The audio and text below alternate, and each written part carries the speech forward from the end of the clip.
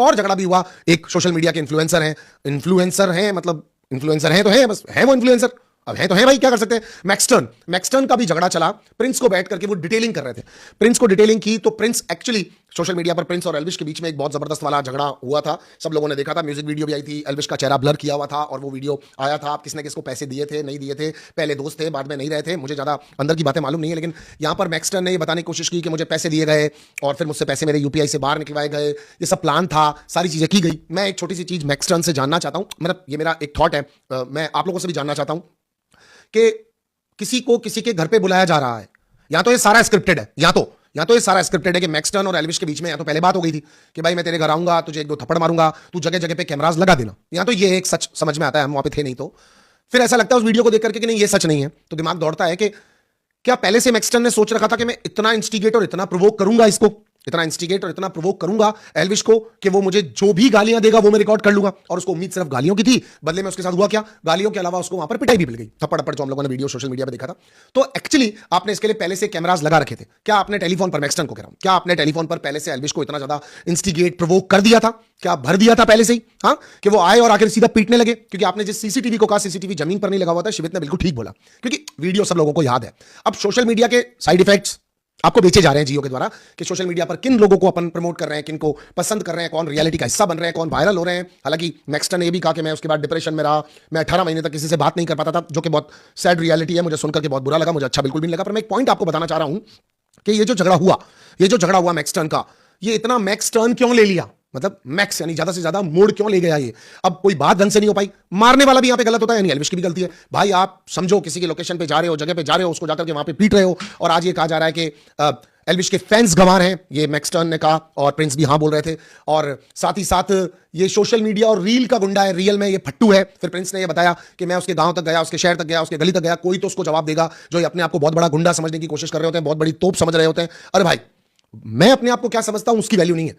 मुझे लोग क्या समझते हैं उसकी बहुत ज्यादा वैल्यू है। तो बेसिकली वो यानी एल्विश फॉर एग्जांपल, एल्विश गुंडा है या नहीं है, या एल्विश स्ट्रांग है या नहीं है, या एल्विश अच्छा है या नहीं है, वो छोड़ देते हैं। पब्लिक के पॉइंट ऑफ व्यू से पब्लिक उसको प्यार कर रही है, पब्लिक आपको भी प्यार कर रही है, पब्लिक मैक्सटर्न को भी प्यार कर रही है, मैक्सटर्न भी कई लोगों को समझ में आया था, तो वो सबका अपना अपना मामला है। लेकिन आप देखो कि एक द 50 शो आता है, गेम खेलने हैं, टास्क खेलने हैं, स्ट्रेंथ दिखेगी, स्टेमिना दिखेगी, स्पोर्ट्समैनशिप दिखेगी, एंड फाइनली उसके अंदर से फैंस को पैसे मिलने वाले हैं, जो कि आज प्रिंस के फैन को मिले भी, वेल डन, आपको 1 लाख रुपए मिले, और उससे तय होगा कि कौन जीता, कितने पैसे आए। लेकिन नहीं, हमारे को देखने को क्या मिल रहा है, मारपीट, गाली गलोच, गंदगी, खानदान, पुरानी लड़ाइयां, कौन कितने पानी में है, कौन फट्टू है, कौन गुंडा है, कौन गुंडा नहीं है, ये सब हमें जानने को मिल रहा है।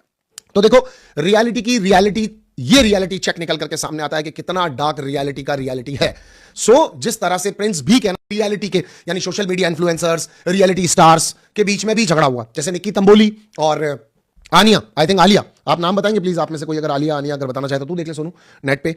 उनके बीच में भी झगड़ा हुआ। तो आप देखो खानदान निकल गए, औकात निकल गई, आज किसकी जेब में पैसा है निकल गया, प्लास्टिक की बनी हुई हो निकल गया, है ना। वैसे तो मुझे खुद को भी लग रहा है कि सेट पे जैसे कोई मधुमक्खी आई हो, बहुत सारे लोगों को काट के गई हो, कई लड़कियों को देख करके मुझे पहचानने में नहीं आ रहा है, इतने बोटॉक्स फिलर्स की वजह से कि समझ में भी नहीं आ रहा है। तो ये वाली चीज भी कही गई कि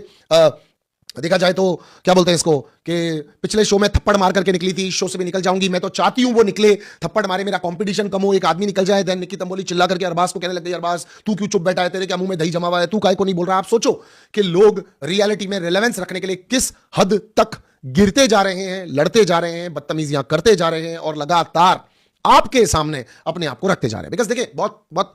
मतलब एक रियलिस्टिक रियलिटी बताता हूं आपको मैं। कोई भी आदमी अगर इंजीनियरिंग करेगा, पढ़ाई करेगा, कहीं एमआर बनेगा, कहीं किसी एचआर में काम करेगा, किसी भी डिपार्टमेंट में अगर काम करेगा, 10 20 50 हजार लाख रुपए सैलरी मिलेगी, 1.5 लाख मिलेगी, 2 लाख मिलेगी, 2.5 लाख मिलेगी, और वो अपनी मेहनत कर रहा होगा, 9 to 6 की जॉब कर रहा होगा, वर्क फ्रॉम होम कर रहा होगा, या कहीं से भी काम कर रहा होगा, उसको बहुत मेहनत करनी पड़ रही होगी। ये एक शॉर्टकट है, आप रियलिटी को कर लो, उसके बाद में 10 20 50 हजार की ब्रांड्स आने लग जाएंगी, फिर आप थोड़ा और शो ऑफ करोगे, थोड़ा और पॉपुलर हो गए, थोड़ी और आपकी फेम हो गई, और ब्रांड्स आने लग जाएंगी, घर में चीजें बनने लग जाएंगी, और एक्चुअली एक बहुत ज्यादा पढ़े लिखे समझदार से ज्यादा आप पैसे कमाने लग जाओगे, और आपके पास एक्चुअली बहुत ज्यादा सब कुछ होने लग जाएगा। इन सबसे भी ज्यादा आता है नेम फेम, आपको दुनिया पहचानने लग जाएगी, रास्तों पे आपकी रिकॉग्नाइजेशन होने लग जाएगी, आपको लोग देख करके hi ma'am, hi sir, big fan बोलने लग जाएंगे। तो इस होड़ में बढ़ने के चक्कर में एक्चुअली हम किसको प्रमोट कर रहे हैं, किसको नहीं कर रहे हैं, किसको सपोर्ट कर रहे हैं, किसको नहीं कर रहे हैं, ये बहुत ज्यादा देखने लायक है। क्योंकि कल तक जो रियलिटी से निकल करके बाहर आते थे, उनके अंदर एक इमोशन कनेक्ट होता था, एक फीलिंग कनेक्ट होती थी, एक प्यार कनेक्ट होता था, एक ऐसा लगता था यार ये पर्सनैलिटी मुझ जैसी है, ये मेरे को मेरे जैसा दिखता है, या फिर ये मेरा आइडियल है। अभी के आइडियल्स को देख लो आप कि किस तरह के कैसे कैसे उनके बीच में झगड़े हो रहे हैं। इतना चाह रहे थे, मतलब अगर इसको कोई सुनता है तो वो ये तरीका हुआ। प्रिंस कहना चाह रहे थे कि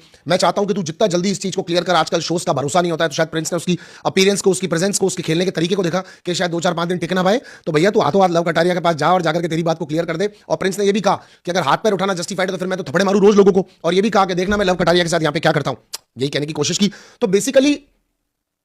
प्लेग्राउंड मिला है लोगों को अपने पुराने मकसदों को, पुरानी लड़ाइयों को, पुरानी बातों को निकालने का। और मैं आपको बहुत क्लियरली एक चीज बोलता हूं गाइस, कोई भी इन सब में से 50 में से कोई भी रियल गुंडा नहीं है। और 51, 52, 53, 54, 52 जो बार है, जिनके बारे में बात चल रही है, उनकी भी बात बोल रहा हूं। कोई भी गुंडा नहीं है।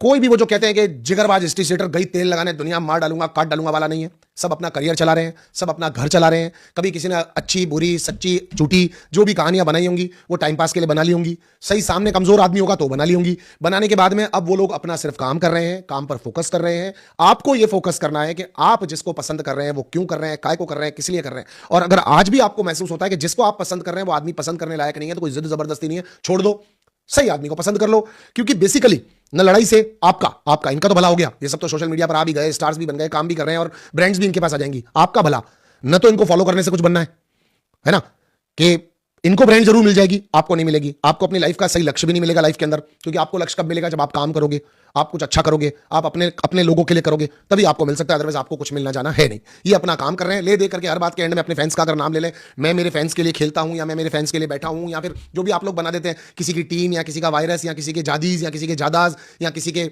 नियंस जो आप पीछे लगाते हो, मतलब जिसके पीछे भी जो भी लगाने की कोशिश करते हो, भाई पहले सोच लो क्या वो जगह आपके लिए बिल्कुल परफेक्ट है क्या। क्योंकि कई बार एक टैग नेम को लेने के बाद में आदमी अटक जाता है, उस टैग नेम के साथ कंटिन्यू हो जाता है, तो क्या उस टैग नेम के साथ आप जाने को तैयार हो या नहीं हो। करण पटेल का मैं इस बात में साथ देता हूं कि हां, अगर उसको धोखा किया, उसके साथ झूठ बोला गया, उसको बिल्कुल ठीक कहा गया कि भाई तेरी गलती नहीं है, तेरे साथ गलत किया जा रहा है, मतलब सॉरी, उसको कहा गया कि लड़ाई झगड़े टंटे फालतू के लफड़े नहीं होंगे, और उसके बावजूद भी हो रहे हैं, तो या ही have a right to ask this. But चाहत आप पुरानी चाहतों को यहां तक लेकर के आई हो और लगातार अभी भी आप गले पड़ रही हो, तो शायद आप कंटेंट देने की ट्राई कर रही हो, ओवर स्मार्ट बन रही हो, जबरदस्ती रजत के अगेंस्ट आप ये सारी चीजें कर रही हो जो कि अच्छी नहीं लग रही है। अगर लक्ष्य उसको रोक रहा है या बचा रहा है या पकड़ने की कोशिश कर रहा है, या फिर फैजू ने भी ट्राई किया था कि यहां से दिग्विजय को भेज दिया जाए, या रजत ने भी ट्राई किया था, तो आप कह रहे थे कि तुम उसके पंटर हो, रजत के पंटर हो, तू क्यों रोक रहा है, तू क्यों बचा रहा है। भाई झगड़ा करने से रोकने की लड़के ट्राई करेंगे, और आप कौन किसका चेला है मुझे मतलब नहीं है, आपको भी नहीं होना चाहिए। आप अपना गेम शो खेलो, देखो स्ट्रेंथ पर आप भी नहीं खेल पाओगे चाहत, मैं बहुत क्लियरली कह रहा हूं। तो आपको अगर लग रहा है ये शॉर्टकट है, इससे रिलेवेंस रह सकती है, तो अब तक तो शो बड़ा क्लियर लग रहा है। कैलोरीज बर्न करनी है, जिम्नास्टिक्स करनी है, रेसिंग्स करनी है, चीजों के पीछे दौड़ना भागना है, तो आप थोड़ा सा फोकस करो कि इन सब चीजों में कुछ नहीं रखा हुआ है। क्या हुआ बीच में आवाज कम, धीरे से क्या कह रहा है सोनू? तो मैं तो चिल्ला रहा हूं पूरा गले से। इतनी ज्यादा फिल्थी फाइट थी निक्की तंबोली की, कितनी ज्यादा फिल्थी फाइट थी Nikki versus Alia. I think Alia was the name of girl, right? अगर आलिया और निक्की के बीच में वो जो झगड़ा हो रहा था कल और होगा, मतलब ये कितना ज्यादा गंदगी कर रहे थे, कितना ज्यादा एक दूसरे को बोल रहे थे, और इतने ब्रूटल झगड़े के बीच में, इतने बुरे झगड़े के बीच में, जहां पर स्किन की बात चल रही है, मतलब शक्ल की बात चल रही है, थप्पड़ मार के बाहर होने की बात चल रही है शो से, हाँ हाँ तुझे तो क्यों निकालेंगे, तू तो प्लास्टिक बेच रही है शो में। इतनी गंदी गंदी बातें होने के बावजूद भी एक लड़की को एकदम से याद आता है, निक्की को एकदम से ये याद आता है, और वो यूं बोलती है मेरा तो फायदा ही है अगर ये शो से निकल जाएगी तो। आप समझ रहे हैं? आप मेंटल लेवल देखो कि लोग, आप सिर्फ एक साइड की स्टोरी को मत समझो, आप दोनों साइड की स्टोरीज को समझ के ये देखो कि लोगों की मेंटालिटी क्या है। कि लोग ये देख रहे हैं कि मेरी बेइज्जती के पीछे भी, मुझे थप्पड़ पड़ जाए, मुझे मुक्का पड़ जाए, मेरी बेइज्जती हो जाए, मेरी टी शर्ट फट जाए, मेरी शर्ट फट जाए, उस बीच भी मैं ये सबके लिए कह रहा हूं, कोई बाहर निकल जाएगा तो फायदा हो जाएगा। आप समझ रहे हैं? आप सोचो कि किस लेवल तक लोगों का दिमाग जोर जोर से स्पीडली दौड़ रहा है। भाई मेरे लिए तो ये बहुत ज्यादा सोचने की बात है। खानजादी भी कह रही थी कि उर्वशी को बाहर होना चाहिए था शो से। कल जो शो से बाहर हुआ था उस लड़के का नाम क्या है? बंशज।